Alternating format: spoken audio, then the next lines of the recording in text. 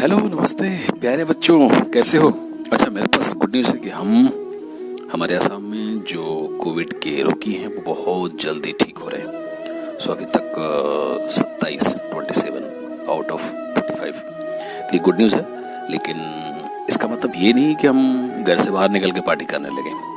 अच्छा, मैं जल्दी से मुद्दे पे आता हूँ। आपके लिए आज इस चैप्टर से रिलेटेड एक छोटा सा टास्क है।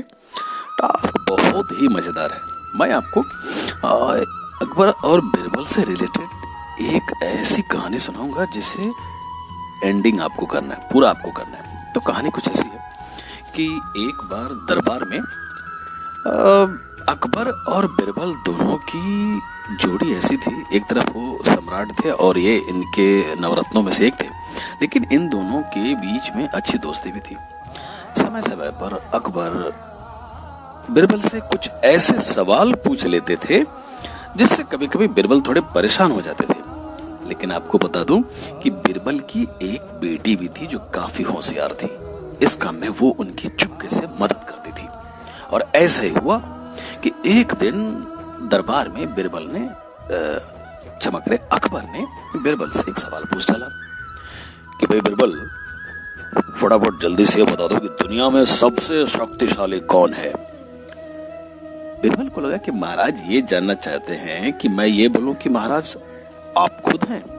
लेकिन बिरबल बहुत समझदार था। उन्होंने कहा ठीक है महाराज, मैं इस सवाल का जवाब आपको कल दूंगा। बिरबल घर पहुंचे, थोड़े परेशान थे। तो बिटिया ने पूछा, अरे क्या बात है।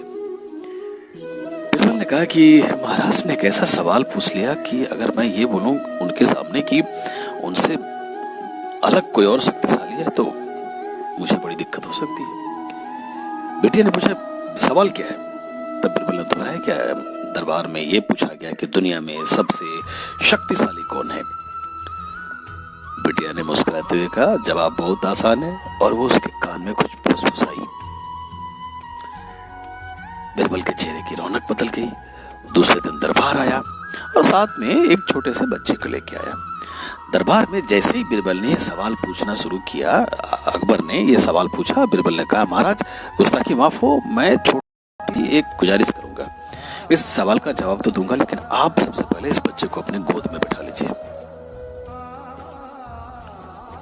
अकबर हैरान, लेकिन बिरबल की ये गुजारिश वो अस्वीकार नहीं कर पाया और उन्होंने बच्चे को गोद में बैठा लिया।